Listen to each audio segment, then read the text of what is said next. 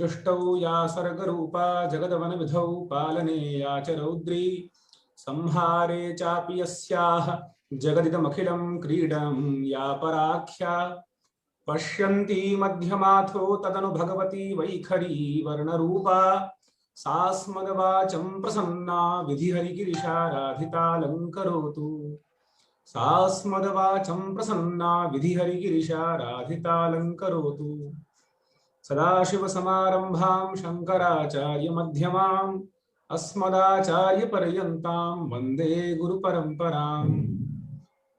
संपूर्णानंद संस्कृत विश्वविद्यालय के वेद विज्ञान अनुसंधान केंद्र द्वारा समायोजित इस अविरल व्याख्यान माला क्रम में आज 46वें व्याख्यान में हम आप सभी सुधीजनों का हार्दिक स्वागत एवं अभिनंदन करते हैं। मित्रों, विगत लगभग 1 वर्ष से समायोजित इस व्याख्यान माला में हमने अपने अपने क्षेत्रों के विशिष्ट व्याख्यानों को तत्त विषयों के मर्मज्ञों के द्वारा श्रवण किया। साथ ही आज के इस व्याख्यान में, जो कि इस नूतन संवत्सर का प्रथम व्याख्यान है और हमारी वेद व्याख्यान माला इस श्रृंखला का 46वां व्याख्यान है, हमारे बीच परम सौभाग्य से माननीय राजदूत श्री अखिलेश मिश्र, सचिव विदेश मंत्रालय से हमारे मध्य उपस्थित हैं। हम विश्वविद्यालय परिवार की ओर से आपका हार्दिक स्वागत एवं अभिनंदन करते हैं। साथ ही हमारे बीच विश्वविद्यालय परिवार के माननीय कुलपति महोदय, वेद वेदांग संकाय के अध्यक्ष एवं वेद विज्ञान व्याख्यान माला के समन्वयक आदरणीय महेंद्र पांडे जी, साथ ही विश्वविद्यालय परिवार के वेद विभाग के आचार्य आदरणीय विजय शर्मा जी भी उपस्थित हैं। हम विश्वविद्यालय परिवार के समस्त कर्मचारी वृंदों का, समस्त छात्र वृंद का एवं समस्त अध्यापक गणों का संवेद स्वर से इस व्याख्यान माला में हार्दिक स्वागत एवं अभिनंदन करते हैं। साथ ही विश्वविद्यालय के आमुख पटल से जुड़े लगभग 4 से 5 हजार की अनवरत श्रोता इस व्याख्यान माला का लाभ लेती है। उन सभी सुधी वृंदों के प्रति भी हम विश्वविद्यालय की ओर से कृतज्ञता पूर्वक हार्दिक स्वागत एवं अभिनंदन करते हैं। आज के विशिष्ट व्याख्यानकर्ता आदरणीय श्री मिश्र जी भारत सरकार के कई पदों पर सुशोभित रह चुके हैं, वर्तमान में विदेश मंत्रालय में सचिव पद पर कार्यरत हैं। इनके व्यक्तित्व एवं कृतित्व पर प्रकाश डालने के लिए एवं इस व्याख्यान माला की श्रृंखला के निर्विघ्नता पूर्वक संपूर्त्यर्थ मैं आदरणीय वेद विभाग के आचार्य विजय कुमार शर्मा जी से निवेदन करूंगा कि आप मंगलाचरण पूर्वक आदरणीय मिश्र जी का परिचय प्रदान कर इस व्याख्यान माला को गति प्रदान करें। आदरणीय मिश्र जी। जी। ओम यद्यावा इंद्रते शातम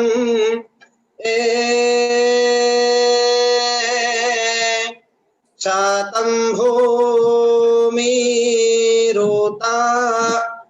स्योवा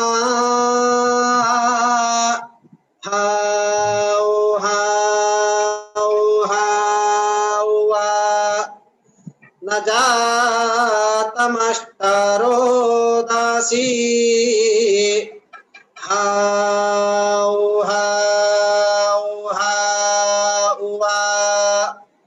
दिशं विशंहस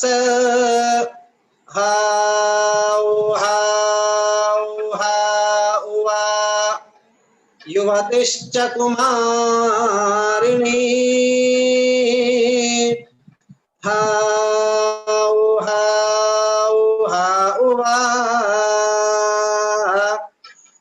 इडा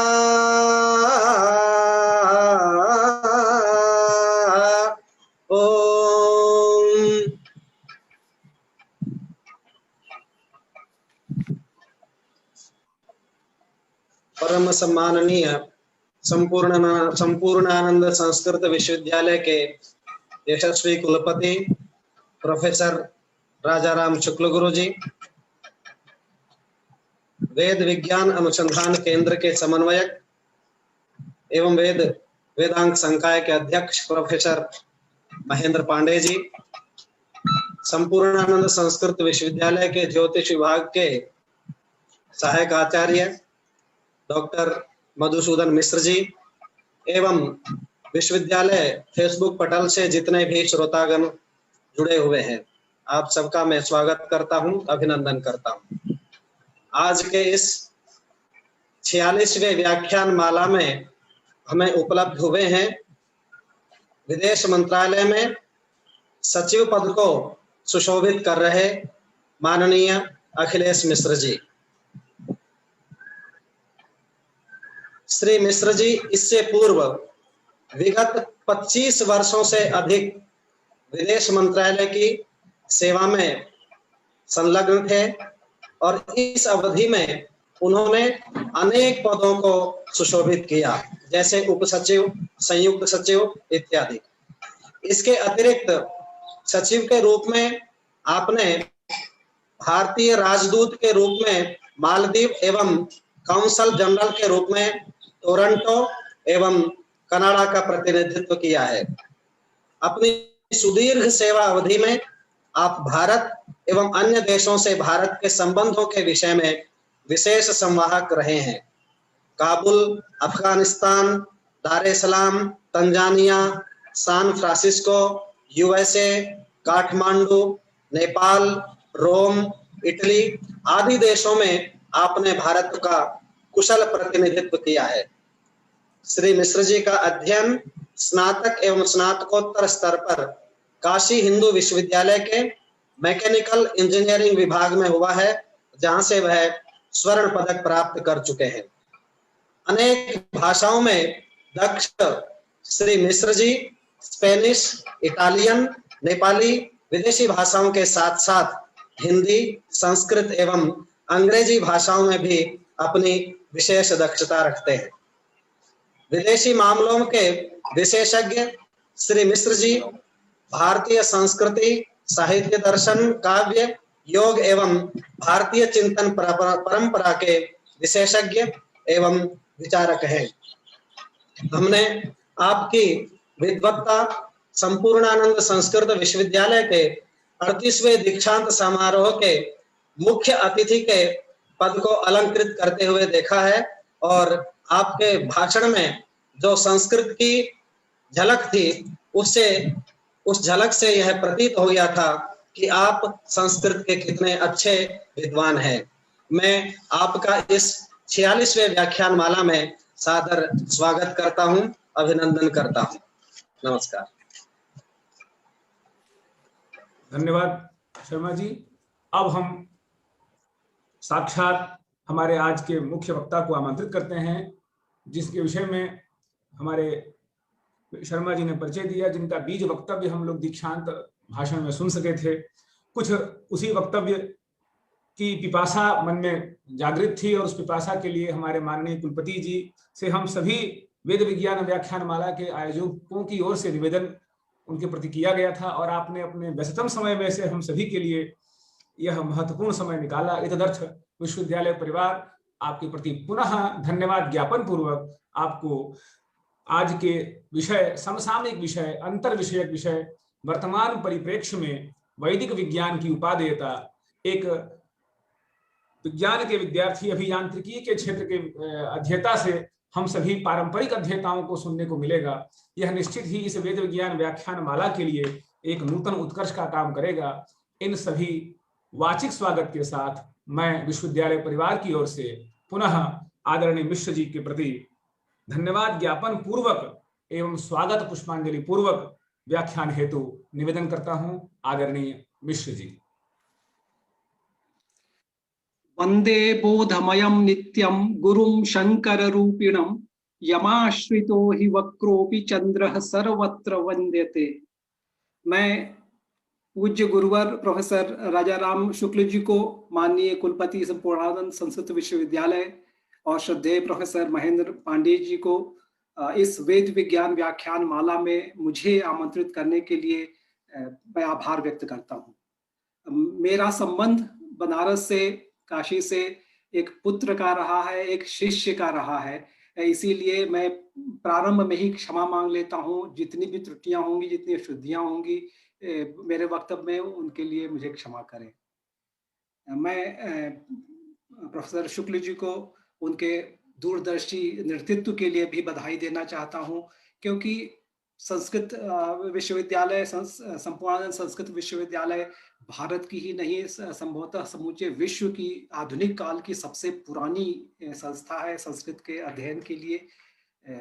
और जिस तरीके से ये भारत की सबसे पुरानी संस्था होते हुए भी अत्याधुनिक सूचना तकनीकी माध्यमों का उपयोग कर रही है और संस्कृत के अध्ययन, अध्यापन में और ज्ञान के प्रसार में आगे बढ़कर भूमिका निभा रही है, वह अत्यंत विशिष्ट है और उल्लेखनीय है, प्रशंसनीय है, अनुकरणीय है सबके लिए। मैं इस विश्वविद्यालय की जो नेतृत्व है उसको प्रणाम करना चाहता हूँ। मित्रों, भारतीय संस्कृति में, उसके जीवन दर्शन में एक बहुत प्रमुख विशेषता रही है आदिकाल से ही, कि यहाँ ज्ञान विज्ञान को, सत्य दर्शन को भौतिक समृद्धि से अधिक महत्ता प्रदान की जाती रही है और विद्वान, ज्ञानी, परोपकारी, अकिंचन साधु को भी धनाढ्यों, बलवानों और सम्राटों से भी उच्चतर, श्रेष्ठतर पद और प्रतिष्ठा का स्थान दिया जाता रहा है। भारत के वस्तुतः मानव इतिहास के सर्वप्रथम साहित्य वेद का अर्थ ही है जानना। समस्त ज्ञान का मनुष्य के और उसके परिवेश के रहस्य, सुख दुख, जीवन मृत्यु के मूल कारण और उनसे मुक्ति का उपाय, उन सब का उद्गम भी वेद है, आगार भी वेद है और ज्ञानार्जन के समस्त प्रयासों, समस्त पथों का परम लक्ष्य, चरम गंतव्य भी वेद है। पाश्चात्य सभ्यताओं में भी मानवीय जीवन और प्रकृति के परिवेश में कौतूहल रहा है, लेकिन वहां ज्ञानार्जन की प्रवृत्ति, यथार्थ को देखने और समझने का प्रयास नितांत अहंकार प्रेरित और स्व केंद्रित रहा है।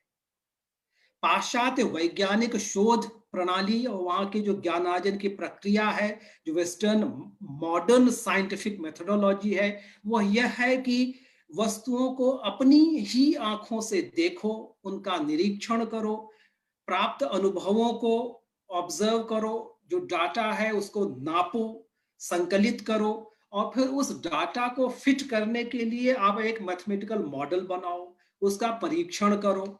अगर बार बार वही परिणाम आता है तो नियम सत्य है, अन्यथा नहीं। और इस अनुसंधान के प्रयोग की प्रक्रिया में पश्चिमी वैज्ञानिकों ने भी यह अनुभव किया कि चक्षुओं की सीमा है और उस सीमा को आगे बढ़ाने का, आंखों की जो दर्शन की शक्ति की परिधि है उसको और विस्तृत करने का भी उन्होंने प्रयास किया और उन्होंने माइक्रोस्कोप बनाया, टेलीस्कोप बनाया, अनेक प्रकार के सेंसिंग और मेजरिंग इंस्ट्रूमेंट्स का भी आविष्कार किया। लेकिन अगर हम भारत की परंपरा और दृष्टि की परंपरा देखें तो भारत के मनुष्यों ने, ऋषियों ने यह तो जाना ही कि आंखों को देखने की और कानों की सुनने की जो शक्ति है वो सीमित है अत्यंत। छांदोग्य उपनिषद में न्यग्रोध फलम का एक आता है प्रसंग कि बट वृक्ष के बीज का आप खंडन करते जाइए, तोड़ते फोड़ते जाइए, फिर एक सीमा आती है कि जो अत्यंत सूक्ष्म बीज है उसको आप तोड़ें तो उसके बाद कुछ दिखाई नहीं देता है। हाँ, तो आंखों की जो देखने की क्षमता है उसकी एक सीमा है।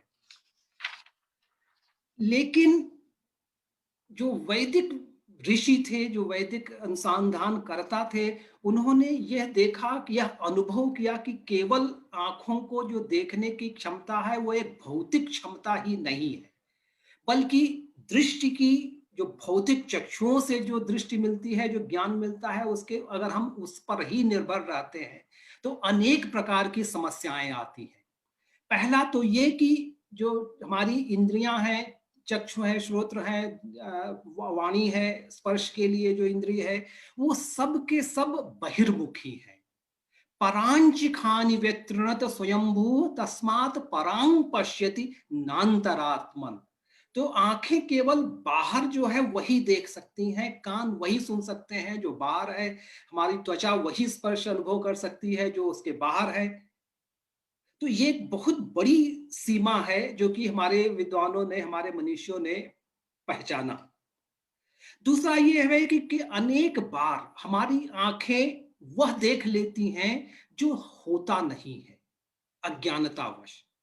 रज्जौ सर्प विकार, रज्जौ सर्प भ्रमणारोप तदवत ब्रह्मणि जगदारोप, रज्जवाज्ञात अज्ञानात अहिर्भाति तज ज्ञानात भासते न ही। तो आंखें हैं, रस्सी में सांप देख लेती हैं और डर जाती हैं, हमको डरा देती हैं। ऐसे ही कई बार ऐसा होता है कि वस्तु है एक ही यथार्थ में, लेकिन आंखें उसको विभिन्न रूप से देखती हैं। यथा नत्तो यतो भिन्नाः तरंगाः फेन बुद्बुदाः। कि समुद्र में देखिए तो तरंग भी है, फेन भी है, बुलबुले भी हैं, वो है तो जल ही, लेकिन आंखों को विभिन्न रूप वाले दिखते हैं, विभिन्न नाम भी हैं, विभिन्न रूप भी हैं। तंतु मात्रैव भवेदेव पटो यदवत विचारतः। एक ही धागा है, एक ही सूत्र है, लेकिन वो अनेक रंगों के कपड़ों में प्रकट होता है। आंखें उन्हें अलग अलग अलग रंगों में देखती हैं। सूर्य एक ही है, लेकिन विभिन्न पात्रों में वो अलग अलग दृष्टिगोचर होता है। रवि रव जल पूरी तोद पात्रेषु, कि एक ही सूर्य है लेकिन विभिन्न जल से भरे हुए पात्र है, उनमें उसका प्रतिबिंब अलग अलग दिखता है। पानी में नमक का एक प्रसंग आता है छांदोग्य उपनिषद में, कि नमक भी अलग से दिखता है, पानी भी अलग से दिखता है, लेकिन अगर नमक पानी में घुल जाए तब आंखों को नहीं दिखता। अगर हम पानी में घुले हुए नमक का अनुभव लेना चाहते हैं तो आंखें सक्षम नहीं है। जिह्वा का स्पर्श होगा तो चाहे पानी के ग्लास में ऊपर का पानी ले या मध्य का पानी ले या नीचे का पानी ले, तो जिह्वा के स्पर्श से हमें नमक की उपस्थिति का आभास होता है, आंखों से नहीं होता है। लेकिन जो और सबसे बड़ी कमी हमारे वैदिक ऋषियों ने ढूंढी वो ये कि भौतिक चक्षुओं को देखने की जो क्षमता है वह एक बाहरी ज्योति के प्रकाश पर निर्भर है। सूर्य का प्रकाश चाहिए, अगर वो नहीं हो तो चंद्रमा का प्रकाश मिले। अगर सूर्य भी नहीं हो, चंद्रमा भी अस्त हो गया हो, तो अग्नि जलाकर उसके प्रकाश में आंखें देख सकती हैं। जब सूर्य और चंद्र दोनों ही अस्त हो जाए, अग्नि भी बुझ जाए, तो वाणी हमें रास्ता दिखाती है। लेकिन जब वाणी भी थक कर शांत हो जाए तब आंखें एकदम निरुपाय निरर्थक ठहरती हैं। उस समय तो माइक्रोस्कोप और टेलीस्कोप भी किसी काम के नहीं आते। यह प्रश्न केवल भारतीय विद्वानों, भारतीय वैदिक ऋषियों के मस्तिष्क में उपजा था और इसका उत्तर भी केवल उन्होंने ही ढूंढा है। विश्व में मैं नहीं समझता हूं कि किसी और ने इस प्रश्न पर मनन किया है। इंद्रियों की कार्य प्रक्रिया और उनकी सीमा के विषय में गहन चिंतन करते हुए हमारे ऋषियों ने यह अनुभव किया कि जो ध्यान के लिए, जो चिंतन के लिए मुख्य विषय है वो इंद्रियां नहीं है, बल्कि वह है जहां से इंद्रियों की शक्ति का उद्गम होता है, जहां से उनकी शक्ति का संचालन और नियमन होता है। केनेशितम पतति प्रेषितम मनः, केन प्राणः प्रथमः प्रेति युक्तः, केनेशिता वाचमिमां वदन्ति, चक्षुः स्तोत्रम कौ देवो युनक्ति, यच्चक्षुषा न पश्यति येन चक्षुंषि पश्यति, यन् मनसा न मनुते येनाहुर्मनो मनम्, यद् वाचा अनुभ्यदितं येन वागभ्युद्यते। तो ये भारत के वैदिक ऋषियों की ही दूरदृष्टि थी, जिन्होंने इंद्रियों के पीछे क्या है, इंद्रियों की शक्ति कहां से निकलती है, अगर हमें इंद्रियों की शक्ति बढ़ानी है तो वही उद्गम से ही हमें परिवर्तन करना पड़ेगा। तो जहां तक हम उस स्रोत तक उसके खोज में लगे रहते हैं, तब हमें वैदिक ऋषियों की जो उसका जो अनुभव था उसका ज्ञान होता है कि अरे उस तत्व तक तो इंद्रियां पहुंच ही नहीं सकती। न तत्र चक्षुर गच्छति न वाग गच्छति नो मनो न विदमो न विजानीमो। नायनात्मा प्रवचनेन लभ्यो न मेधया न बहुना श्रुतेन। तो उस जो परम लक्ष्य है, जो परम चिंतनीय है, जो परम शक्तिशाली है, उस तक जब हमारी भौतिक इंद्रियां पहुंच ही नहीं सकती, तो उन तक हम पहुंचे तो कैसे पहुंचे। परम सत्य परमात्मा को ग्रहण करने के लिए आंखों को बंद करके अंतर्मुखी दृष्टि से ज्ञान चक्षु से देखना होता है, मेधया धिया ध्यान से। कश्चित धीरः प्रत्यग आत्मानमैच्छत आवृत्त चक्षुषः अमृतत्वमिच्छन् आत्मैव अस्य ज्योतिर्भवति इति।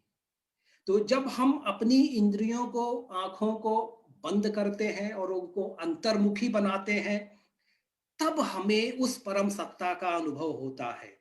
और उस स्थिति में जो हमारी इंद्रियां हैं, जो हमारे ज्ञान की जो इंद्रियां हैं, उनको सूर्य और चंद्रमा और अग्नि और वाणी की ज्योति की आवश्यकता नहीं रखती, क्योंकि एक आत्म ज्योति से वे दृष्टिपाती हैं। बंद और ध्यान मग्न आंखों से देखने की परंपरा वैदिक ऋषियों ने ही स्थापित की थी। और एक विज्ञान के छात्र के रूप में मैं दंग रहता हूं, मैं आश्चर्यचकित रहता हूं कि इस एक निर्णय का, इस एक निश्चय का, इस एक प्रवृत्ति का कितना महान प्रभाव हुआ है हमारे ऊपर, हमारे देश के ऊपर, देश की चिंतन परंपरा के ऊपर, जीवन दर्शन के ऊपर।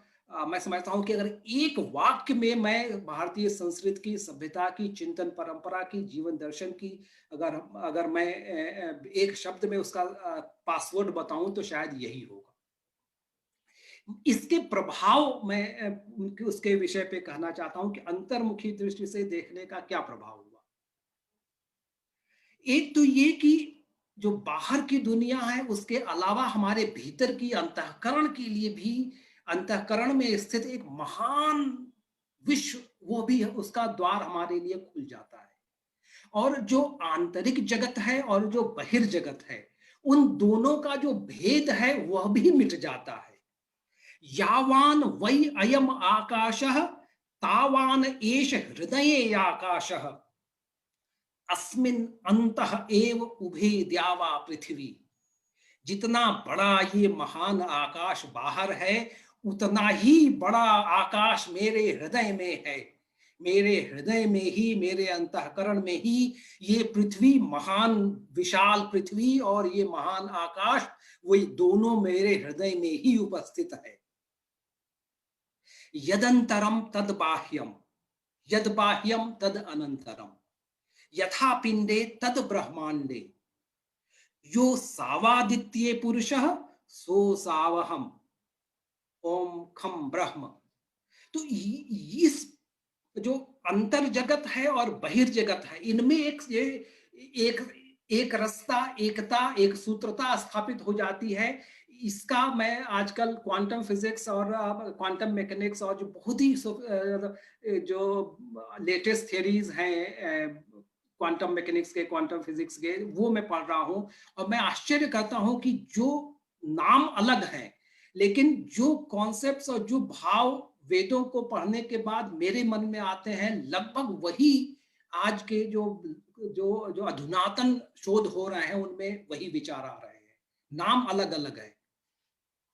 दूसरा पक्ष ये है कि अगर हम ध्यान से मन को, इंद्रियों को अंतर्मुखी बना के देखते हैं, तो एक परम अनादि अनंत सत्ता का ज्ञान होता है। सबके पीछे, पूरे अस्तित्व के पीछे एक अनंत शक्तिशाली परमात्मा है, उसका आभास होता है जो हमारी आंखें नहीं देख पाती। सहस्र शीर्षा पुरुषः सहस्राक्षः सहस्रपात स भूमिं सर्वतः स्पृत्वा त्यतिष्ठत् दशांगुलम। पुरुष एवेदं सर्वं यद्भूतं यच्च भाव्यम, न त्वावानन्यो दिव्यो न पार्थिवो न जातो न जनिष्यते। तो केवल वही परमात्मा है, वही एक ही परम साध्य वस्तु है, वही परम ज्ञान भी है। आत्मा वा अरे द्रष्टव्यः श्रोतव्यो मंतव्यो निधिध्यासितव्यः। तो एक ही परमात्मा है जिससे सब कुछ प्रकट हुआ है, वही एक परमात्मा सबको घेरे हुए है, सबको व्याप्त किए हुए है, और वही एक सबका लक्ष्य भी है। हमारी इंद्रियों का भी, हमारे ज्ञान के लिए जो प्रयास हो रहे हैं उन सब का भी।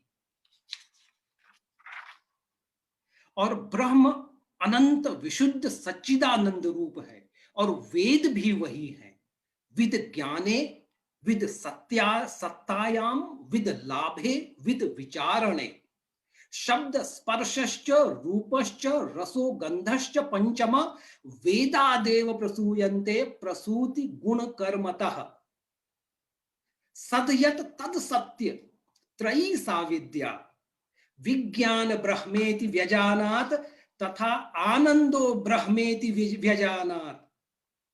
ब्रह्म और वेद समस्त ब्रह्मांड को इस प्रकार एकाग्रता में समेटे हैं, लपेटे हैं कि हर प्रकार के भेद नष्ट हो जाते हैं।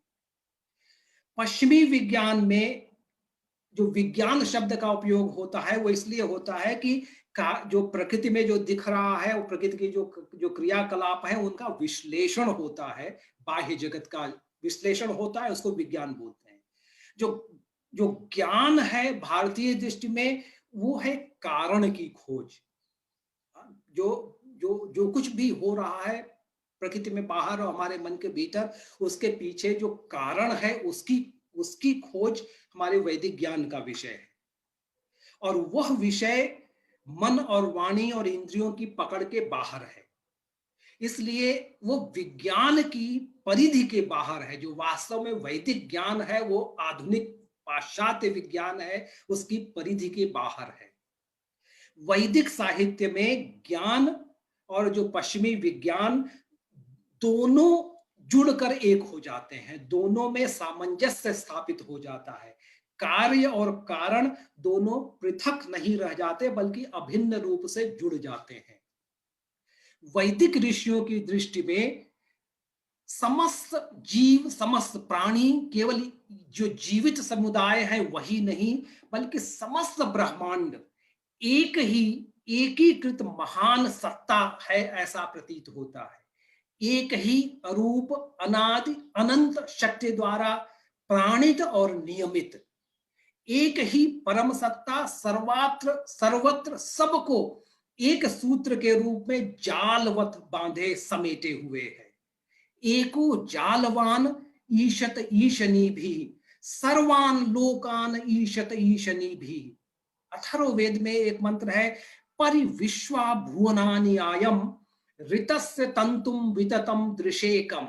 मैं समस्त विश्वों की जो परिविश्वा भुवनानि, जितने भुवन मतलब जहां पे जीवन का अस्तित्व होता है, पृथ्वी या ब्रह्मांड, समस्त ब्रह्मांडों की परिक्रमा करके आया हूं।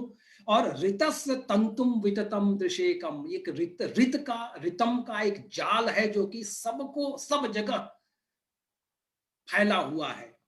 इसी महान सर्वव्यापी जाल में हम सब एक बिंदु की तरह से हैं, सब कुछ उसी जाल में बंधा हुआ है। इस जाल में किसी भी बिंदु के किसी भी अंश को अगर हम विक्षुब्ध करते हैं तो अवश्य ही ब्रह्मांडीय सत्ता भी अवश्य ही प्रभावित होती है। अतः सब जीव जंतु वनस्पति चराचर पदार्थ एक दूसरे से अभिन्न रूप से जुड़े हैं और एक दूसरे पर निर्भर करते हैं।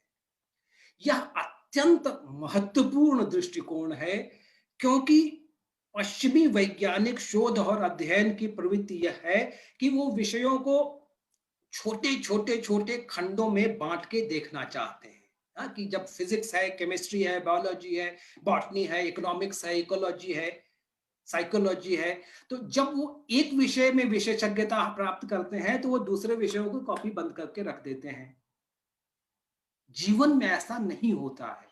हम जब पलकें झपकाते हैं तो उसमें मैकेनिक्स भी है, फिजिक्स भी है, थर्मोडायनेमिक्स भी है, इलेक्ट्रोमैग्नेटिज्म भी है। और हमारी हमारी जो जो प्रकृति है वो ये नहीं कहती है कि अभी मैं केवल बायोलॉजी पढ़ रही हूँ तो इसलिए मैं बाकी सबसे मुझे कोई संबंध नहीं है। प्रकृति में सभी जो जो अवयव हैं वो सब जुड़ के हमेशा काम करते रहते हैं। तो उस तरह से खंडित ज्ञान का हमारे ऊपर दुष्प्रभाव होता है। तो जो जो पाश्चात्य वैज्ञानिक परंपरा है टुकड़ों टुकड़ों में काट करके अध्ययन करने की और उसके अनुसार काम करने की, उसका दुष्परिणाम यह हुआ है कि जब हम अर्थव्यवस्था की बात करते हैं और अर्थव्यवस्था को सुधारने की बात करते हैं तो उससे हम समाज की जो समरसता है उसको भी नष्ट कर देते हैं, जो प्रकृति की समरसता है उसको भी ध्वंस कर देते हैं। हम जब सर दर्द के उपचार में लगते हैं तो उस दवा जो हमारे शरीर में इंजेक्ट की जाती है उससे अनेक अंग है वो रोगी हो जाते हैं। ये अब जाकर के पश्चिमी जगत में कॉम्प्लेक्स सिस्टम्स स्टडी इस विधा का अध्ययन शुरू हुआ है, अभी प्रारंभ हुआ है। तो मैं समझता हूं कि जो हमारे वैदिक ज्ञानी थे वो कितने हजार साल आगे थे कि उन्होंने ज्ञान को एक समग्र रूप में लेकर के ही देखा और उन्होंने हमें सिखाया, हमें दिखाया कि ज्ञान और विज्ञान भी ब्रह्म की ही भांति सच्चित और आनंद स्वरूप है और अविभाज्य है। एक पूर्ण अनंत समग्र इकाई है ज्ञान। ज्ञान के सभी अंश एक दूसरे से जुड़े हुए हैं। प्रदीपः सर्व विद्यानाम, उपायः सर्व कर्मणाम, आश्रयः सर्व धर्माणाम, शाश्वत आन्वीक्षिकी मता। तो ज्ञान को आप बांट बांट करके नहीं देख सकते हैं, ज्ञान सब एक ही, उसका स्रोत भी है और जितनी धाराएं हैं वो सब भी एक दूसरे से जुड़ी हुई है। सृष्टि के समस्त अंशों और अवयवों को रितम या धर्म का अनुशासन एक सूत्र में बांधता है। धर्म जो विदेशी शब्द है रिलीजन, उसकी तरह केवल मनुष्यों के लिए ही नहीं है, सबका अपना अपना स्वाभाविक धर्म है, चाहे पशु हो, पक्षी हो, जल हो, वायु हो, अग्नि हो, इलेक्ट्रॉन हो, प्रोटॉन हो, आकाशीय पिंड हो, सब अपनी अपनी सीमाओं में बंधकर अपने अपने धर्म का पालन कर रहे हैं। पानी का जो गुण है, पानी का जो धर्म है, अगर वो एक पल के लिए भी, एक क्षण के लिए भी त्याग दे तो अनर्थ हो जाए। इसी तरह इलेक्ट्रॉन्स की जो अपनी जो उनका जो धर्म है, अगर वो उससे एक नैनो सेकेंड के लिए भी विचलित हो जाए तो पूरी सृष्टि का संतुलन बिगड़ जाएगा। मैं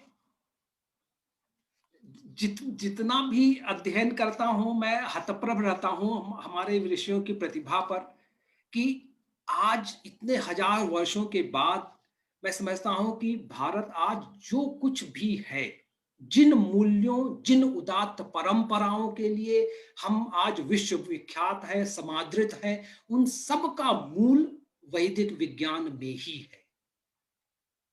जैसे सामाजिक समरसता का जो हमारा दर्शन रहा है, कि एक मनुष्य से, एक प्राणी से दूसरे प्राणी के बीच में द्वेष न हो, समरसता हो, सहयोग हो।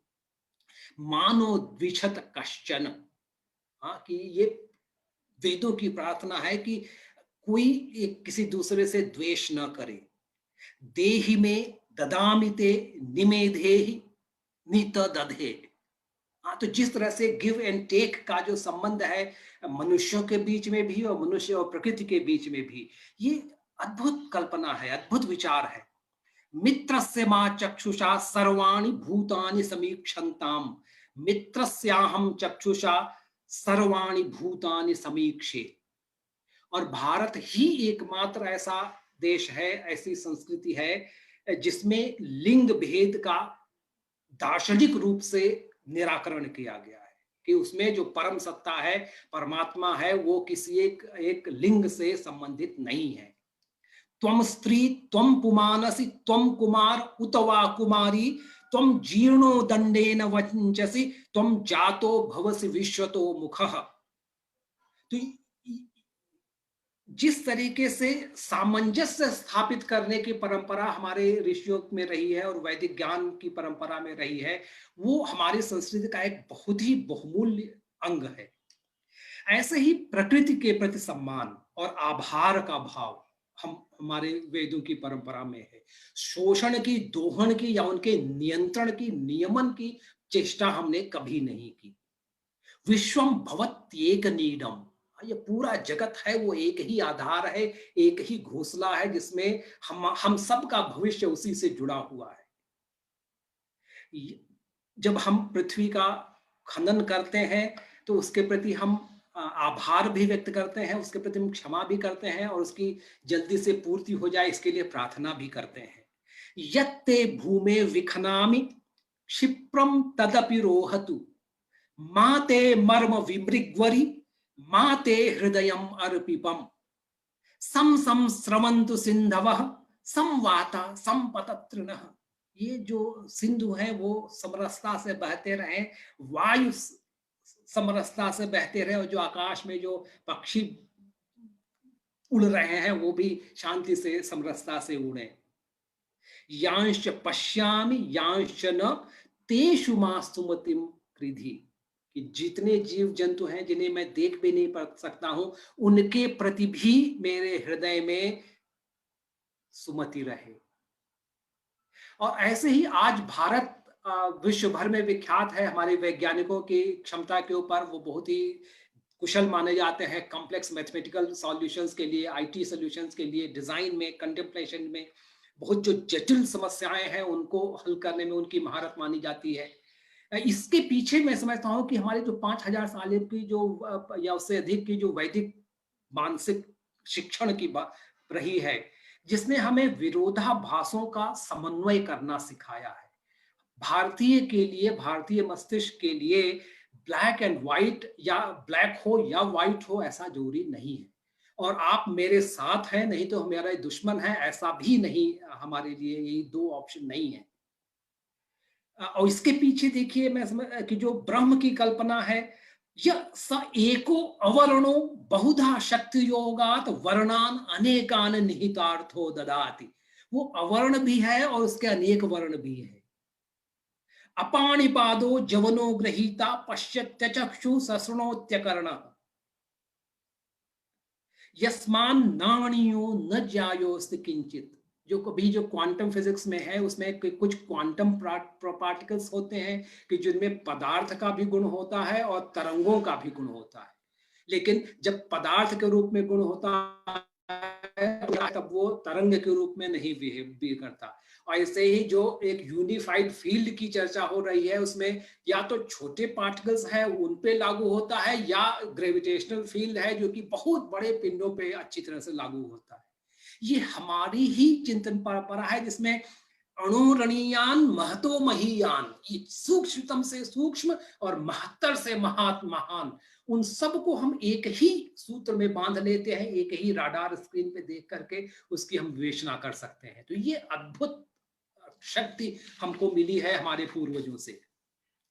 आज कोरोना के पीरियड के काल में हमारी सबसे अधिक प्राथमिकता है शरीर, मानव शरीर, और मानव शरीर को स्वस्थ रखना। तो शरीर के स्वास्थ्य और आरोग्य की भी वैदिक ज्ञान में एक समग्र, समन्वित और एकीकृत अभिधारणा है, इसे योग। तो योगांगानुष्ठानात् अशुद्धि क्षय ज्ञान दीप्तितरा विवेक ख्यातेह। तो ज्ञान का, योग का उद्देश्य, ज्ञान जो मुख्य उद्देश्य है वो ज्ञान दीप्ति है, विवेक की प्राप्ति है। प्रज्ञा आलोक से, योग से केवल आसन और शारीरिक व्यायाम, जिम्नास्टिक्स, एक्रोबैटिक्स योग नहीं है, बल्कि एक विशुद्ध संपूर्ण जीवन दर्शन है।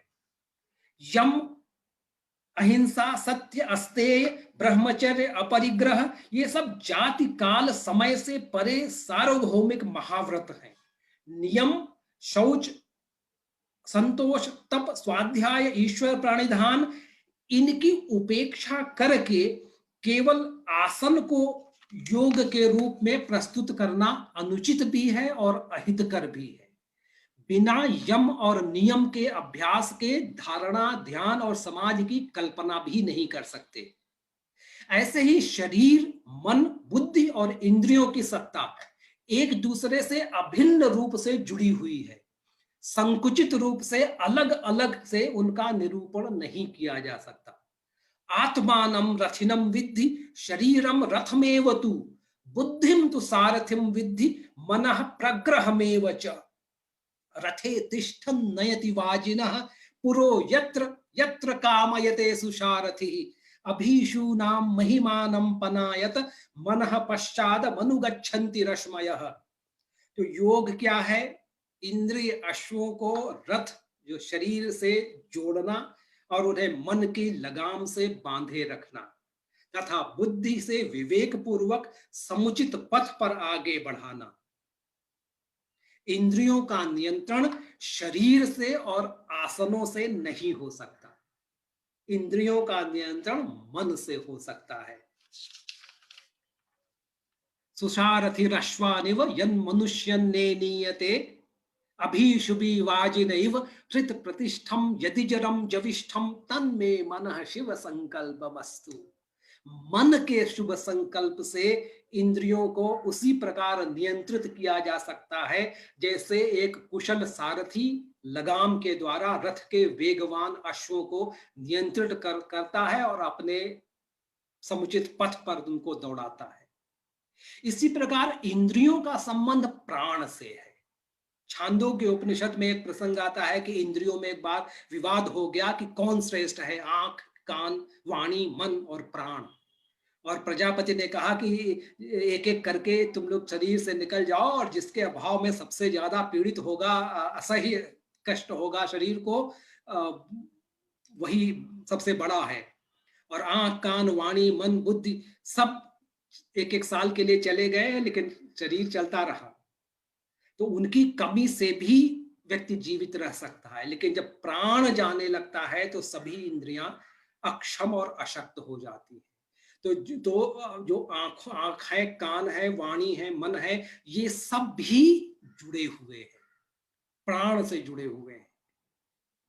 इसी प्रकार इंद्रियों और मन और बुद्धि पर आहार का प्रभाव है।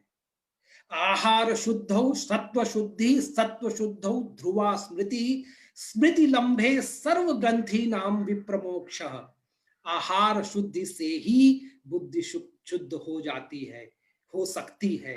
बुद्धि शुद्ध होने पर ही दृढ़ स्मृति मिलती है, और दृढ़ स्मृति से कर्तव्य और अकर्तव्य का ज्ञान होता है, सभी बंधनों से मुक्ति मिल जाती है। और आहार भी मित्रों केवल खाना नहीं है। आह्रियते इंद्रिय भी स्वीक्रियते अनुभूयते स आहारः। सब इंद्रियों द्वारा जो ग्रहण किया जाता है, अनुभव किया जाता है, वह आहार है। आहार शुद्धि का अर्थ है कि इंद्रियों के द्वारा जो कुछ भी ग्रहण किया जाता है उनकी शुद्धि। न अशुद्ध भोजन का खाना, न अशुद्ध दृश्य देखना, न अशुद्ध विषयों को सुनना, न अशुद्ध विषयों पर विचार ध्यान करना, यह है आहार शुद्धि। मन है, मन भी अन्न से बनता है, अन्नमय मन। और अन्नमय मन के, अन्न के जो सूक्ष्म भाव से मन बनता है, उसके लिए भी छांदोग्य उपनिषद में एक बहुत ही अच्छा प्रसंग है कि अन्न और मन के संबंध को दिखाने के लिए गुरु उद्दालक ने अपने पुत्र और अपने शिष्य श्वेतकेतु को 15 दिन बिना अन्न के केवल जल पीकर रहने के लिए कहा। जब वो 16वें दिन वापस आया तो उन्होंने कहा कि बेटा आपने जो वेद की ऋचाएं पढ़ी हैं उन्हें पढ़ के सुनाओ। तो श्वेतकेतु ने कहा कि नहीं, इस समय तो मुझे कुछ भी ऋग्वेद आदि नहीं याद आ रहा है। तब गुरु ने उन्हें अन्न ग्रहण करने की आज्ञा दी और उसके बाद बुलाया कि अब सुनाओ। तो जब भोजन कर लिया तब उन्होंने सब पढ़ के मंत्रों को सुना दिया। तो जो भोजन का हमारी स्मृति से, हमारे अन्न से, हमारे विवेक से जो संबंध है, ये मैं समझता हूं कि विश्व में कहीं और इसकी विवेचना नहीं की गई है। ऐसे ही आयुर्वेद की मैं बात करता हूं कि आयुर्वेद भी और एलोपैथिक जो ट्रेडिशन है, वेस्टर्न मेडिसिन है, उसमें देखिए जमीन आसमान का फर्क है। ये फर्क ये है कि आयुर्वेद में भी जो विषय का जो चिंतन है वो सर्वांगीण है, समावेशी है। आयुर्वेद का प्रयोजन ही क्या है? प्रयोजनम चास्य स्वस्थस्य स्वास्थ्य रक्षणम आतुरस्य विकार प्रशमनम च। स्वस्थ व्यक्ति के स्वास्थ्य की रक्षा करना और रोगी के रोग का निवारण करना। मैं समझता हूं कि ये केवल भारतीय चिंतक हैं, जिसमें जो वैद्य है वो केवल रोग के निवारण की बात नहीं कर रहा है, जो स्वस्थ है उसके स्वास्थ्य को भी समुचित रूप से आगे कैसे बढ़ाया जाए, उसकी रक्षा कैसे हो, ये भी सोचा जा रहा है। और आरोग्य की भी महत्ता केवल भौतिक शरीर के रूप के संदर्भ में नहीं है, बल्कि पुरुषार्थों के साधन के रूप में है। धर्मार्थ काम मोक्षाणाम आरोग्यम मूलमुत्तमम रोगास्तस्य अपहरतारः श्रेयसो जीवितस्य च। ऐसे ही जो रोग का कारण है, इस पे किस तरह का गहन मनन चिंतन हमारे ऋषियों ने किया है। धी धृति स्मृति विभ्रष्टः कर्म यत कुरुत अशुभम प्रज्ञापराधम तम विद्यातम सर्व दोष प्रकोपणम। धी मतलब बुद्धि, धृति, धैर्य, स्मृति के नष्ट होने पर जब व्यक्ति अशुभ कर्म, प्रज्ञा अपराध करता है, तब सभी शारीरिक और मानसिक दोष प्रकोपित हो जाते हैं। जो प्रज्ञा अपराध करेगा उसके शरीर और उसके स्वास्थ्य की हानि होगी ही, वह रोगग्रस्त होगा ही। इसी प्रकार शरीर और बुद्धि में भी घनिष्ठ संबंध है। शरीरम ही सत्वम अनुविधीयते, सत्वम च शरीरम।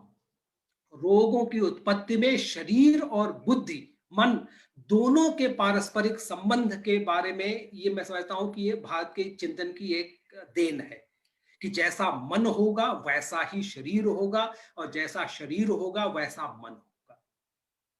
आरोग्य का बीज हमारे मन में है, हमारे विचारों में है। यदा वै मनुते अथ विजानाति, यदा वै श्रद्धाति अथ मनुते। यत प्रज्ञानमुत चेतो धृतिश्च यज्योतिरन्तरं मृतं प्रजासु यस्मान्नरिते किंचन कर्म क्रियते तन्मे मनः शिव संकल्पमस्तु। इदं काममयो पुरुष इति स यथा काममयो भवति तत्कृतं भवति, यत् कृतं भवति तत् कर्म कुरुते, यत् कर्म कुरुते तदभि संपद्यते। तो जैसा कर्म करता है वैसा ही उसको आरोग्य मिलता है, वैसा ही शरीर के कष्ट मिलते हैं। तो इस तरीके से सर्वोपरि है व्यक्तिगत उत्तरदायित्व। अपने विचारों के लिए, अपने कर्म के लिए, अपने स्वास्थ्य के लिए भी व्यक्ति ही उत्तरदायी है। एक एव चरेत धर्मम धर्मे नास्ति सहायता। हाँ, तो इस पथ पर हर मनुष्य को अकेले ही चलना है और अपने कर्मों का फल भुगतना ही पड़ेगा। यह कर्ता स ही भोक्ता स्यात्, कर्मणस्तु फलम ध्रुवम, अवश्यमेव भोक्तव्यम कृतम कर्म शुभाशुभम, कृत कर्म क्षयो नास्ति कल्प कोटि शतैरपि। और यही उत्तरदायित्व का जो ज्ञान है वही देने के लिए भगवत गीता के अंत में भगवान कृष्ण ने अर्जुन को सब कुछ ज्ञान दे दिया, लेकिन ये नहीं कहा कि तुम ऐसा करो। इति ते ज्ञानमाख्यातम गुह्यात गुह्यतरम मया विमृश्य एतत् अशेषेण यथा इच्छसि तथा कुरु। तो मैंने ज्ञान तो सब कुछ दे दिया है, लेकिन अब विचार तुम करो और जैसा चाहते हो वैसा ही करो। तो भगवान भी मनुष्य के कर्मों का जो उत्तरदायित्व है वह नहीं ले सकता। मित्रों, मैं अंत में संस्कृत विश्वविद्यालय के लिए कुछ अपने संदेश देना चाहता हूं। वो ये कि जितनी ज्ञान की जो हमारी परंपरा है, जितना आगार है, उसमें 13वीं शताब्दी के बाद जब से हमारे विदेशी लोग का शासन शुरू हुआ है, तब से लगातार प्रयास ये हो रहा है कि हम इस जो वैदिक मूल ज्ञान है उस पे प्रहार हो रहा है लगातार, और उस मूल की हमें रक्षा करनी है। मूलम यत्नतो रक्षणीयम छिन्ने मूले नैव वृक्षो न शाखा। वेद पर और वैदिक ज्ञान पर, वैदिक संस्कृत पर प्रहार इसीलिए शताब्दियों से हो रहा है क्योंकि वही हमारी शक्ति है, वही हमारी जिजीविषा है। बिना उसको खंडित किए भारत की शक्ति को कोई छू नहीं सकता, और जब तक वह हमारे साथ है, वो मूल हमारा संजोया हुआ है, हम भी सुरक्षित हैं। जब वो उस पे आघात होगा तो हम सब असुरक्षित होंगे। इसीलिए मैं आप जैसे चिंतकों से, विद्वानों से ये प्रार्थना करना चाहूंगा कि शताब्दियों से भारतीय ज्ञान परंपरा में जो प्रदूषण हुआ है, बिना विचारे हमने विदेशी शब्दों और विदेशी कॉन्सेप्ट्स को, विदेशी अवधारणाओं को, जैसे पुरुष हुआ या धर्म हुआ या कास्ट हुआ, रिलीजन हुआ, तो जई बहुत सी गंभीर परिणाम वाले शब्दों को, विदेशी शब्दों को हमने बिना सोचे समझे अपने मस्तिष्क में, अपने खून में हमने इंजेक्ट कर लिया है। जब हम ब्लड ट्रांसफ्यूजन करते हैं तो ये टेस्ट कर लेते हैं कि ब्लड ग्रुप मैच कर रहा है कि नहीं मैच कर रहा है, लेकिन जब हम जो देश की जो जीवन धारा है उसमें हम कोई चीज इंजेक्ट करते हैं तो वो बिना सोचे समझे कर रहे हैं। तो मेरी आपसे प्रार्थना ये है कि एक बार भारतीय ज्ञान का पुनर्निरीक्षण करें, उनकी समीक्षा करें, और खास करके जो वेस्टर्न इंडोलॉजिस्ट के द्वारा जो काम किया गया है भारतीय वैदिक साहित्य पर, उसका पूरा का पूरा गंभीर रूप से वो रिव्यू होना चाहिए, पुनर्निरीक्षण होना चाहिए, समीक्षा होनी चाहिए। और दूसरा ये कि जो हमारा पुरातन ज्ञान है, उस ज्ञान में जो शब्द हैं वो बदल गए हैं। उस ज्ञान का हमें आधुनिक परिप्रेक्ष्य में एक मल्टी डिसिप्लिनरी इंटरप्रिटेशन चाहिए।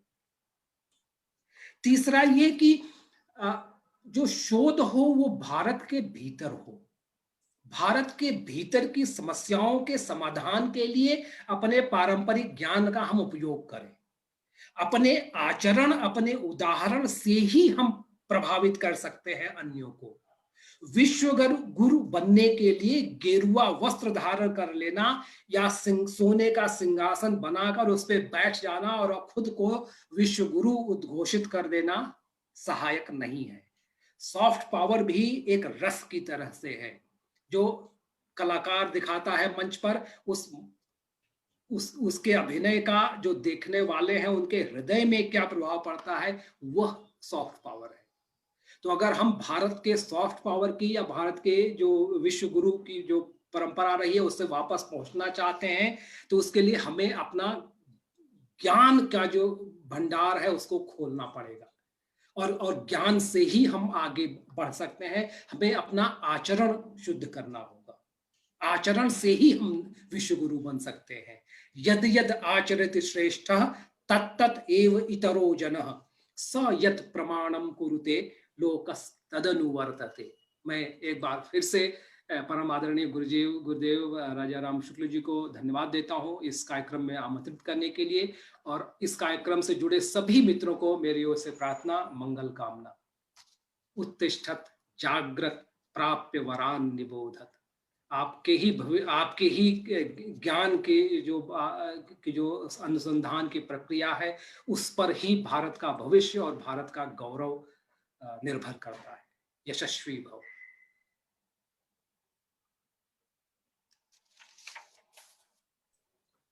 धन्यवाद महोदय। विश्वविद्यालय परिवार आपके इस उत्कृष्ट एवं अभूतपूर्व व्याख्यान हेतु हार्दिक कृतज्ञ है। आपके विशिष्ट व्याख्यान के अनंतर कुछ प्रतिक्रिया अनिर्वचनीय सी हो जाती है, तथापि कुछ पक्षों को आपने हम सभी शोधार्थियों के समक्ष रखा, और निश्चित ही इस आमुख पटल से जुड़े हमारे सभी शोधार्थीगण उन जिज्ञासाओं के प्रति उदात्त होंगे। विशेषतया कार्य कारण की एकात्मकता आपने प्रारंभ में जिसको बतलाया, साथ ही द्वितीय चरण में भारतीय वैदिक संस्कृति का वैशिष्ट्य, परस्पर विरोधाभासों का समन्वयन एवं इसी विरोधाभास समन्वयन की पद्धति पर आधुनिक विज्ञान कॉम्प्लेक्स सिस्टम स्टडी का प्रणयन एवं वैदिक ज्ञान और उसके अध्ययन की सीमा वैज्ञानिक अध्ययन पद्धतियों के बाहर और उसके अध्ययन एवं उसके चिंतन हेतु एक नूतन दृष्टि का विकास हम सभी अध्येताओं को करना चाहिए। इस ओर आपने अपनी दृष्टि प्रदर्शित की। साथ ही रोगों की उत्पत्ति एवं प्राकृतिक संरक्षण में वैदिक पर्यावरण की चेतना एवं दार्शनिक उत्कर्ष की जिस पराकाष्ठा को वैदिक विज्ञान उत्सर्जित करता है, उस पराकाष्ठा को आप सभी ने, आपके मुखारविंद से हम सभी ने सुना।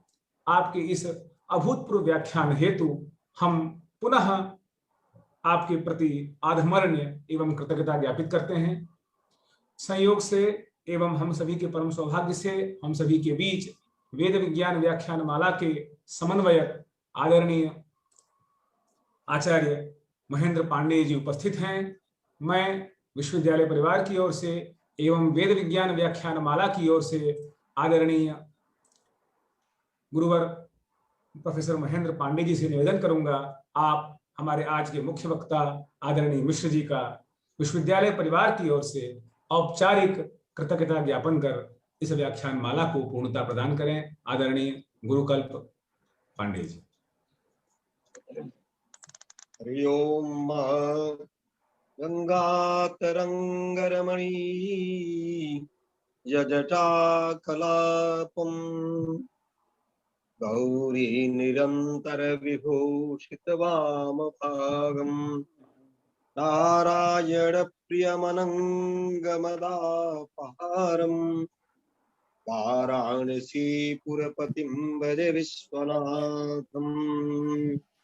ओम शांति शांति शांति।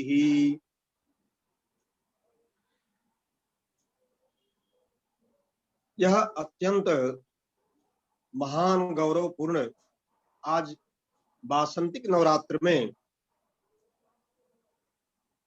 यह जो वेद विज्ञान व्याख्यान माला का 46वां सोपान आप जैसे भारतीय राजदूत मालदीव इत्यादि देशों में विराजमान अनेक देशों में व्यस्त होते हुए भी हमारे भारतीय चिंतन की परंपरा को अपने हृदय में विराजमान करने वाले, अपने हृदय में प्रस्फुटित करने वाले मिश्र जी का इस वेद विज्ञान व्याख्यान माला में अभिनंदन है, स्वागत है। और इस वेद विज्ञान व्याख्यान माला के संरक्षक जो यशस्वी कुलपति कुशल प्रशासक शास्त्र चिंतन में संलग्न शास्त्रार्थ में जिनका मन हमेशा लगा है, मैं उन इस विश्वविद्यालय के परिवार से वेद विज्ञान व्याख्यान माला के आयोजन में हम वेद विज्ञान व्याख्यान माला की तरफ से कृतज्ञता ज्ञापन करते हैं। आज का जो इतना महत्वपूर्ण मिश्र जी का जो व्याख्यान हुआ, अत्यंत सारगर्भित और गौरवपूर्ण वेद विहित ज्ञान से प्रस्फुटित हुआ। गीता में कहा भी गया है कि ज्ञानेन तु तद्ज्ञानम येषां नाशितमात्मनः तेषामादित्यवत् ज्ञानम प्रकाशयति तत्परम। अर्थात ज्ञान से ही सब कुछ प्रकाश होता है। और हम आपके मिश्र जी के जो व्याख्यान से हम सभी इस अंतर्जाल के माध्यम से ज्योति सूर्य के प्रकाश रूप में जो आपका ज्ञान रहा वेद से संबंधित, निश्चित रूप से कहीं आपके पारंपरिक परिवार से जुड़ा रहा होगा, क्योंकि वह निश्चित रूप से दिखाई देता है। तेषाम आदित्यवत् ज्ञानम प्रकाशयति तत्परम। और निश्चित रूप से जो आत्मा वै जायते पुत्रः, निश्चित रूप से यह परंपरा आपके मन में वैचारिक भाव, शांति, तुष्टि और विश्व के लेवल पर धार्मिक रूप में आपने हम सभी को कृतकृत किया। अतः हम राजदूत रहे, भारतीय राजदूत रहे, मालदीव तथा काउंसल जनरल के रूप में टोरंटो इत्यादि कनाडा का प्रतिनिधित्व करने वाले मिश्रा जी का मैं अभिनंदन और कृतज्ञता ज्ञापन करता हूं। निश्चित रूप से आप इस बीएचयू के विश्वविद्यालय में आईआईटी होते हुए भी आप विविध भाषाओं में दक्ष हैं। विशेष तो आपकी संस्कृत और अंग्रेजी में विशिष्ट ज्ञान है और आप अनेक देशों में रहे, अनेक भाषाओं में आपकी दक्षता है। अतः निश्चित रूप से आप पर जो है बाबा विश्वनाथ मान अन्नपूर्णा कृपा है और अपने संस्कृति को सजो करके हम सभी वेद विज्ञान में हम सभी को आप्लावित किए। अतः बारंबार आपकी कृतज्ञता ज्ञापन करता हूं और मैं कृतज्ञता अपने विश्वविद्यालय के परिवार से कृतज्ञता ज्ञापन करता हूं आपको और इसके जो हम लोग के संरक्षक हैं यशस्वी कुलपति मिस शुक्ल जी, उनका भी अभिनंदन एवं कृतज्ञता ज्ञापन करता हूं कि आप जैसे वेद विज्ञान व्याख्यान माला में आप जैसे महान विद्वान को व्यस्त कार्यक्रम होते हुए भी आपको अपने जो है अनुनय विनय से वेद विज्ञान में आपके व्याख्यान सुनने को मिला। अतः आपके हम अपने परिवार विश्वविद्यालय के परिवार से एवं वेद विज्ञान व्याख्यान माला के जो हम तंत्र जाल में सभी परिवार जुड़े हैं उनके तरफ से आपका बारंबार कृतज्ञता ज्ञापन करता हूं, अभिनंदन करता हूं, स्वागत करता हूं और प्रणाम करता हूं। बाबा माँ विश्वनाथ माँ अन्नपूर्णा आपको सदैव स्वस्थ रखें। ऐसे ही हम लोगों को बारंबार हम लोगों को सुनने को मिले। आपके व्याख्यान से केवल संस्कृत जगत ही नहीं अपितु जो इंजीनियरिंग लाइन है, जो संस्कृत से अन्य लाइन से जुड़े हुए लोग हैं, निश्चित रूप से वो उनके अंदर उत्साह पड़ा होगा, वो उत्साहित हुए होंगे और हमें हमारी संस्कृति के प्रति उनकी प्रेरणा आपके वचनों का स्रोत होगा। अतः बारंबार आपकी कृतज्ञता ज्ञापन करता हूँ, अभिनंदन करता हूँ। यह और इनसे जुड़े सभी लोगों को प्रति निवेदन करते हुए विराम करता हूँ। ओम नमः शिवाय। धन्यवाद आचार्य श्री। हम विश्वविद्यालय परिवार की ओर से पुनः माननीय वक्ता महोदय का हार्दिक धन्यवाद ज्ञापन करते हैं। साथ ही यह नूतन संवत्सर सबके लिए मंगलप्रद हो, साथ ही यह विश्व इस विभीषिका से, संत्रास से मुक्त हो एवं वैदिक ज्ञान विज्ञान अपने निकष से हमें आप्लावित करते रहें। वस्तुतः इस वेद विज्ञान व्याख्यान माला की जो मूल संकल्पना है, उस संकल्पना के अनुरूप परम वैदिक अध्येताओं एवं वैज्ञानिक अध्येताओं के बीच का समन्वयन, उस समन्वयन पर आज का व्याख्यान मूलतः आधारित था एवं हमारे निश्चित ही वेद विज्ञान व्याख्यान माला से जुड़े लगभग 4 से 5 हजार श्रोतागण इसे निरंतर सुन रहे थे। यदि किन्हीं का व्याख्यान मध्य में अवशिष्ट रहा हो तो हम वक्ता महोदय से एक वाचिक स्वीकृति लेकर के इस व्याख्यान को विश्वविद्यालय के YouTube चैनल पर आधिकारिक रूप से प्रसारित करेंगे तथा हमारे अनुसंधाताओं एवं जिज्ञासाओं की जो जिज्ञासाएं विशेष रूप से प्राप्त होंगी, हम आपको निवेदित करेंगे। यथा सौकर्य यथा सौविध्य आपसे पुनः आपको आमंत्रण देते हुए पुनः आपके सौविध्यानुसार, आपके सौकर्यानुसार आपके विशिष्ट व्याख्यान को सुनने हेतु हम आपको आमंत्रित करते हुए आपसे यहाँ विदाई लेते हैं।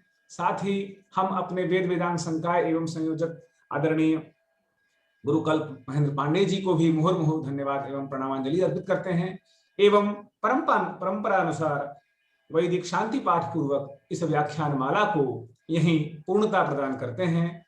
ओम पूर्णमदः पूर्णमिदं पूर्णात् पूर्णमुदच्यते पूर्णस्य पूर्णमादाय पूर्णमेवावशिष्यते। ओम सहनाववतु सहनौ भुनक्तु सह वीर्यं करवावहै तेजस्विनावधीतमस्तु मा विद्विषावहै। सर्वे भवन्तु सुखिनः, सर्वे सन्तु निरामयाः, सर्वे भद्राणि पश्यन्तु, मा कश्चित् दुःखभाग् भवेत्। ओम शांति शांति शांति।